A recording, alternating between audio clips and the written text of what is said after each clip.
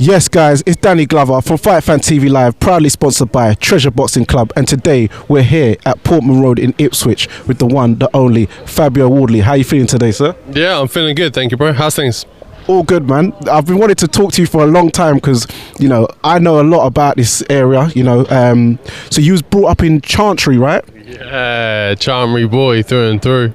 Yeah. So people don't know that, you know, people think Ipswich is just like some farmer boy land, but I know that places like Chantry, Nacton, it can get a bit naughty around here. So, you know what I mean? People think that they can push up on you, but, you know, I'm sure you've had quite a lot of fights on the cobbles, you know what I mean? So, yeah, tell people about this city, like, why... because there seems to be a misconception that Ipswich is just like some soft boy area. Yeah, look, because it's off to the side of the map and it's out of the way, and whatever goes on here maybe doesn't reach the big news or whatever, but stuff does go down here. And if you're from certain areas, from certain places, you're in the thick of it, you're in the know, you know what's going on. But overall, it's a good place, it's a good town. It's not nothing too crazy, but there's certain little corners of Ipswich where if you know, you know.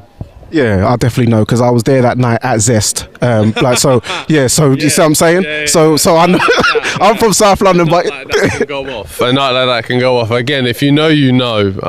And if you're from here, you know about that night. Yeah. So yeah, and also I remember you saying on IFL famously about you punched out some brother's dad. So what happened with that story exactly? Yeah, again, a Chantry altercation. A problem with a boy who I had a problem with a guy who then decided to come to my house and bring his dad. In short, it didn't end well for the pair of them. You're definitely not coming to my yard, not coming to my house and just running up on my house and thinking that's going to end sweet for you. So yeah, that one that didn't end too well for the pair of them. I love that. So, big fight with Big Baby Miller. I found out today that also you got some New York, Brooklyn blood. So is your mum like Irish American or Italian American? My mum is full American. She's full American passport. She's from Salem, Oregon. And I have depths of family, the Nigerian side of me that lives in New York. They have done since I was 2 years old. I used to spend my summers there as a kid. So like downtown Brooklyn, J Street, First Ave, like Flatbush Avenue, all of those. Used to run up and down them places as a kid. I don't talk about it because that's a different part of my life. It's not something I'm trying to proclaim and say, oh, I'm from here, I'm from there, I'm from there. Like, only I'm a born and bred Ipswich boy. That's me. But I know them areas too. I've been there. I used to run them streets as a kid, as a teenager. I used to run up and down that Ave all the time, just strolling, doing my own thing. So when he says like, "Oh, I'm Brooklyn this, I'm Brooklyn that," bro, I've seen Brooklyn. I spent half my life raised around Brooklyn boys. Like I know how it moves. So it ain't nothing new to me. Whatever he says, whatever he brings, none of that is nothing new to me. So also, you seem like you're always quick-witted at press conferences if anyone wants to bring any verbal smoke, etc. But it seemed like you was very prepared for his Norwich shirt because you came out with the Ipswich shirts today. So did you predict that he was going to go down that road like someone else who, reload the dryer, so to speak? Again, like it's too obvious. It's too obvious. People need new tricks. And I was always going to wear my Ipswich top anyway. There's no way I'm coming to the ground, doing my presser, and not wearing my top. I'm not doing my support for the club, but ultimately it wasn't in preparation for him, but I also did have an idea that he was going to do it because I know what he's like. Like I know he likes to try and play the villain, try and play the bad man and the bad guy of the scene and all of that. So look, if that's what you want to do, then I'm always ready. So also, did you think that, growing up as a kid that, a young boy from Chantry would one day be, fighting in a stadium, Portman Road one day? Honestly, no. I didn't know that this is where my life was gonna lead me. I got into boxing very late and I had not necessarily low expectations of myself, but I didn't know where the bar was for me. I didn't come off no amateur pedigree, I didn't come off no Olympics, nothing. I came off just being a fighter, having some heart, grit, determination and wanting to get stuck in. So I thought look, let me see where this journey takes me, and somehow, some way, this roller coaster has taken me all the way to Portman Road. Also, because people don't know, there is not much of a history in Ipswich of fighters, but I remember back in the day there was a fighter called Steve Spartacus. I don't know if you remember him, because even your shorts resemble the shorts he used to wear. Yeah. So you know about him, yeah? Steve Spartacus. Dave Starry as well, used to be around here, another one from around these ways. So we've had a few boxers in our time. They've done their things as well. They've achieved their accolades and things, so I'm trying to raise the bar, do more. I don't think neither of them ever did anything here. Well, they definitely didn't, because it's the first time a fight has ever been held at Portman Road. So yeah, look, there's been some before me, and I'm trying to now level up from them, take it to newer heights, make it bigger, make it better, and then encourage the youth and the next set of people to do their thing, and the boxers after me, because I'm not doing this game forever. I'm not going to be a fighter. I'm not going to be in boxing forever. So the ones behind me, I want them to have their occasions, their moments, and I want to be sat in the stands in the crowd watching a great fighter from Ipswich on Portman Road doing his thing.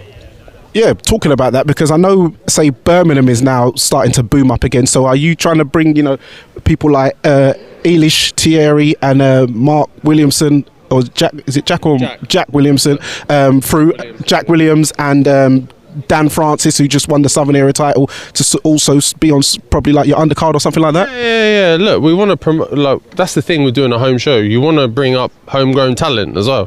The same people you rub shoulders with every day. You want the same way like Dill did for me, in a sense, when he was fighting on big shows. He was putting me first on early doors and getting me out. So he was giving me that experience, that opportunity, and I want to do the same for them. So how is the management going, the management side? I know that you was due to fight Pulev, but that fell through and you got Big Baby Miller. So what was the story behind that? Yeah, look, ultimately, in short, he didn't want it and priced himself out, is the long short of it with the Pulev story. He didn't want to fight me. He had no interest in fighting me. But if by any way we was going to coerce him into fighting me, he wanted $1,000,001. So yeah, he had no interest, basically, and we weren't willing to wait around. Like, I'd already waited long enough and knew what date we wanted for June, and I felt like that was long enough between October time and that as well. So I wasn't hanging around for no one. So as soon as we got that kind of feedback, I was like, right, move on, let's get it moving. Big Baby Miller, he's over 300 pounds, built like a linebacker for the New York Giants. How are you looking to deal with that kind of mass and size? Because it was a good thing you had the proper big boys up there today, because I know he was trying to get to you. Obviously, I know you're quick reflex, but for someone that size, how are you looking to deal with someone of that size and weight? I manoeuvre them, man. Like, their biggest, what they feel like their biggest advantages can be their biggest disadvantage. Use it against them. There's not too much about a game plan I'm going to reveal, but there's multiple facets to it as well, because I'm not just going to let him run rings around me and try and run me around the ring and steamroll me and run me through. I'm gonna meet him in the center at times and let him know that, look, I can meet you here. I can stand here with you as well. Like, this ain't nothing new to me. You may be big, but size don't mean nothing in that ring. Like, otherwise, the big you are, you'd win every fight. Like, that's not the one. Usyk's the champion of the world for the reason, and is he the biggest guy? No. So it doesn't count for much once you step between them ropes. I love that, because one of my sayings is there's built for show and there's built to go. So it's not about the size of the gun, it's the effect of the bullet. I'm still that line in Expressor. I'm still that line. Yeah, big up. Remind me, I'm gonna steal it. No, I will. And also, you need to come on the Neutral Corner podcast. Danny, I keep telling you that I want you to come on the podcast so we can proper chop up, because as you can see, I know about this area and we can go fully in depth about your life story. Last one from me. What did you think about David Adeleye becoming the new British champion, as you just beat him? 2 fights. People keep mentioning the TKV hand down, but there was also Jack Rafferty, the ref, slapped the guy's hand down also and got copped with a left foot. So it was 2 on the night. 2 fighters got caught, dropped by the ref slapping their hand down. What's your take on the referees doing that? If I'm TKV, I'm fuming. And yes, I do understand protect yourself at all times, but above protect yourself at all times is listen to the ref's instruction. And the ref's instruction was break. Not only once, but twice shouted break. And then that followed by break and pulling your hand away And then you see TKV's posture, body language of, okay, cool, I'm breaking, and Adeleye doesn't, gets away with it, and the ref's like, oh, cool, no worries, and just allows it and lets it happen. And it's like, what? Like, hey, that's mental. So, yeah, I hope they follow up on that. I hope they take that further to the board, appeal it, because it does need to be. And I don't know the details of the Rafferty case, but I'd probably assume in the same thing they'll do the same. Because, look, if the ref is given a clear instruction and one fighter's listened and one fighter's ignored it, and then you're rewarding the fighter that's ignored the referee's instruction, what precedent does that send? Yeah.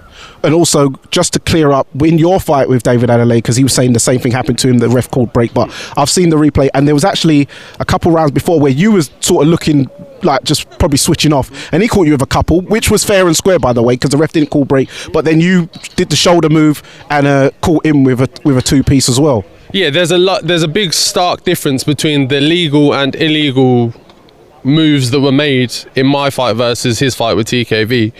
I had Steve Gray, the ref, all the way through the fight saying, boys, work it out, which gives us permission to work it out, throw punches, push your opponent out of the way, throw a shot, get a little something off. The ref was nowhere near, not pulling a hand, he wasn't nowhere near us trying to say break or anything like that. He was instructing us to continue to work and continue to punch, to which I did, and that's how I got my finish. But that wasn't against...